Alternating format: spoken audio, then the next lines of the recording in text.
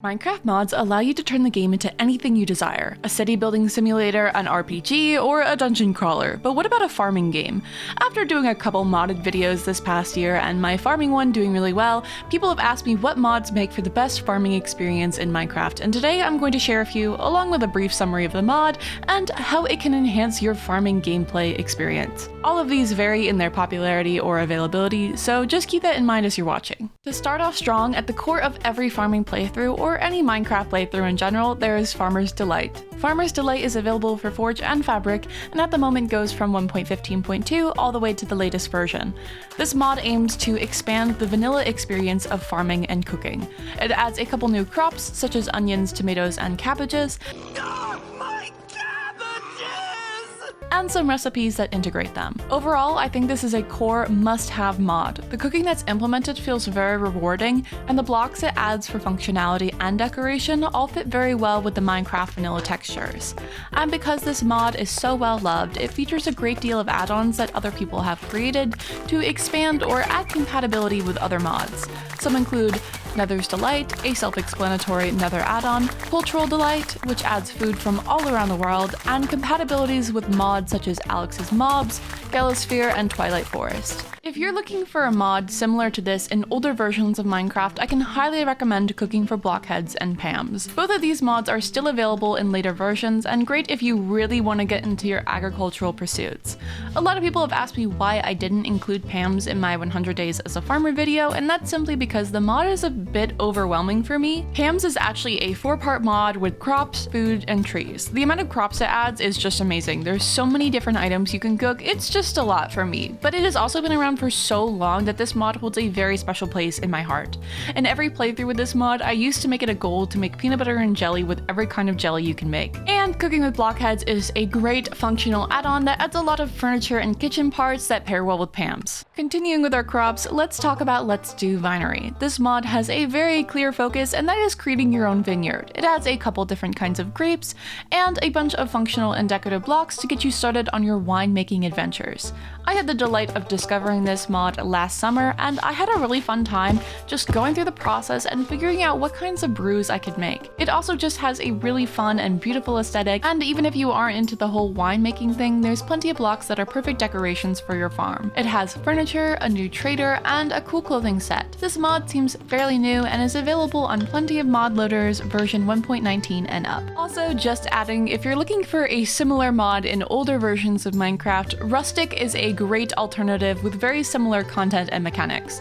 It's only available for 1.12.2 and below, but there's actually a spin-off port named Homespun that's being made now for newer versions of Forge. But, real quick, do you like adorable little forest creatures? Then let me introduce you to your new best friend, the Mooshling. I recently collaborated with Makeship to make the ultimate little guy, and he's finally available for pre-order. Instead of creating myself as a plush, I wanted to create something that I felt represented my community. So whether you're a longtime fan of my content or this is your first video, this is an excellent way to support me. I'll put the link below, but make sure to get him soon since he's only available for 3 weeks. Okay, back to the video. Next, you might have noticed the corn growing on my farm, which is surprisingly not from the Farmer's Delight mod. This is from a mod called Haunted Harvest. If you're a big fan of spookiness or autumn, then this mod is definitely for you. Not only does it add crops and food that fit perfectly alongside Farmer's Delight, but it basically adds Halloween to your game. I won't go into too much detail about that mechanic because it's not super farming related, but even in the off season of Halloween, this mod still holds up for the amount of content it adds. Also, the pumpkin carving in this mod is just excellent. If you want your farming experience to be a bit more magical, I'd like to suggest Mystical Agriculture. This mod is all about magical crops and gives you the ability to grow resources such as coal and iron.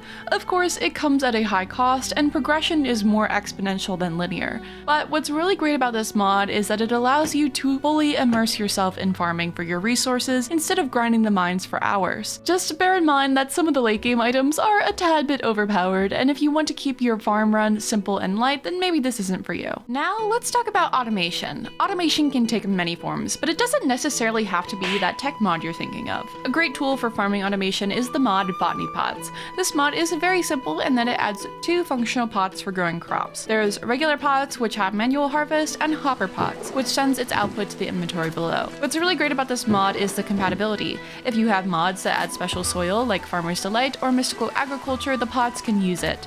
Also, there are some fun upgrades and add-ons such as Botany Pots Trees, which allows you to grow wood, and Botany Pots Tiers, which adds costly upgrades that give you a more bountiful harvest. But perhaps you want something a little bit more fantastical for your automation. If that's the case, I recommend the Straw Golems mod. This mod adds these little straw guys that help you harvest your crops when they're ready.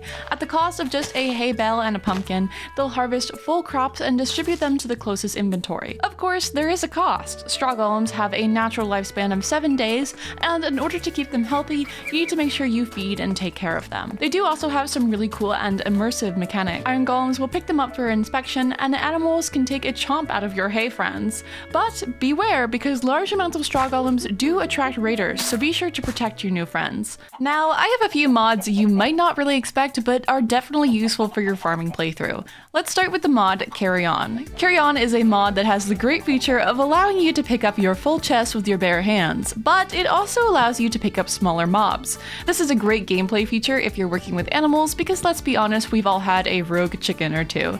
And if a mob escapes, this is a great way to get them back in without the frustration of luring them in with their favorite food. Also, this works for your new straw friends, so if you need to pick them up and carry them to safety, or you want to guide them somewhere else, you can. If getting your hands dirty isn't your style, then definitely try supplementaries. First, I'd like to add that supplementaries is an all-around great mod and meshes well with a myriad of playstyles, but I specifically love it in my farming playthroughs the most. It adds this iron cage that allows you to capture smaller mobs and release them elsewhere, which again is really great if you're trying to round up wild chickens or keep your barn cats safe as you venture home. I also just use it in a lot of general decorations, for example the ropes in my vineyard. I'm going to be linking a more in-depth exploration of this mod below because honestly there are just so many features. Next, we have sophisticated backpacks. Inventory is an important aspect of any farm game, and Minecraft is no different. Sophisticated backpacks adds highly modular backpacks that can progress with you on your playthrough and adapt to your playstyle. Aside from being great storage for all the crops you might collect, they also have various upgrades such as smelting, stacking, auto pickup, and auto feed. I think this mod is a staple for any mod pack, but I really do appreciate it for farming because to me the progression just adds to that RPG farming game feel.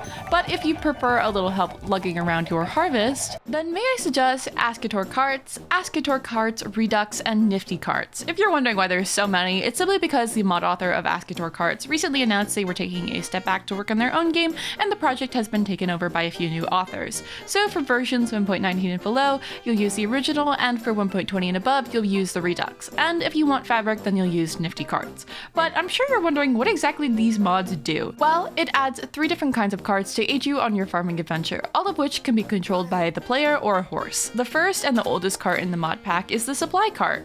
It contains a double chest full of storage and features a seat on the back of the cart. The next is the plow, which might be the most useful. It can host 3 tools, a shovel, an axe, or a hoe, and when used can create paths, strip logs, and more importantly, till land. And the last cart is the animal cart, which the mod describes as basically a boat on wheels. It can fit 2 mobs or 2 players. The mods I went over before had great transportation for smaller animals, but this is really great if you're trying to bring a cow or a sheep home.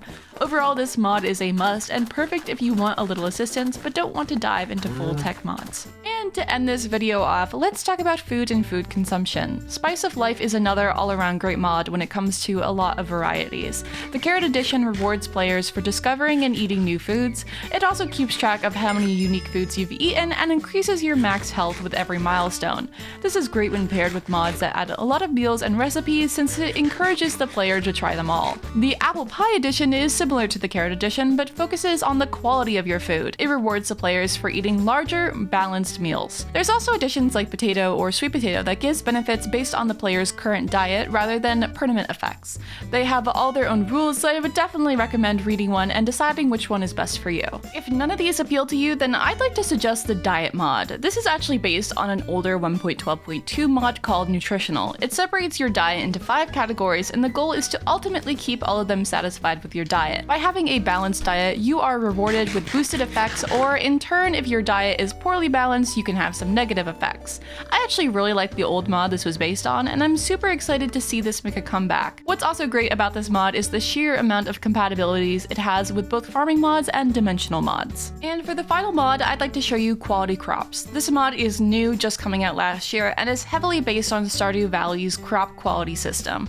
Your food will now have an indicator as to the quality of the food, and based on this, it will supply you with different levels of nutrition and saturation. And just like in Stardew, the higher quality the crop, the lower the drop chance. As I said, this mod is fairly new, so at the moment it only contains an add-on for Farmer's Delight, but I think it is a really great concept and I look forward to it being implemented with other mods. However, before I send you off, I do want to do a quick honorable mentions / rapid fire showcase for a few mods I love but could probably be explained in less than a sentence. So let's go. Better Animal Models is a cosmetic mod available for Forge and Fabric that greatly upgrades the base game animal models. It also has a sister mod that adds more animals in the same style. Ferdinand's Flowers is a must-have decoration mod for Forge that adds 200 flowers into the game. I personally use this to litter my farm with all the sunflowers because they're just so pretty. The Macaws series adds so many different decorations, and the fences and paths are perfect for your farm, especially when paired with the Diagonal Fence mod. Quirk, like Supplementaries, is an all-around expansion, but great for farming playthroughs because of the troughs alone. Mods like What Am I Looking At or What the Hell Is That are perfect when dealing with lots of different crops, and they can include information on growth time and harvestability. And there you have it, folks, my top picks for all kinds of farming mods. I hope this video serves as a good resource. I've had people asking me for ages about the mods in my farming video, despite the fact that I literally pinned it in the comments section, which, by the way, I'll be putting every mod mentioned in this video in the description below and in the top comment. Also, before I go, I must give a lovely shout out to my patrons. They tolerate my slow months and I appreciate them so much. So thank you to Atlas, Blurry119, James TV02, Amagi Mango, Osh Music, Danny C, Zip AFK, Medflow, Sailbun, Block36_, No Bake Is Late, My Literal Mom, I love you mom, Madeline, Rain Is Alive, Juan, Vivian, 00 Atlas 0, Lalo Zebra, Mina, Cosmic Silences, Chance, and Setting Sunset. Thank you everyone for supporting me on Patreon, and I hope you have an amazing day.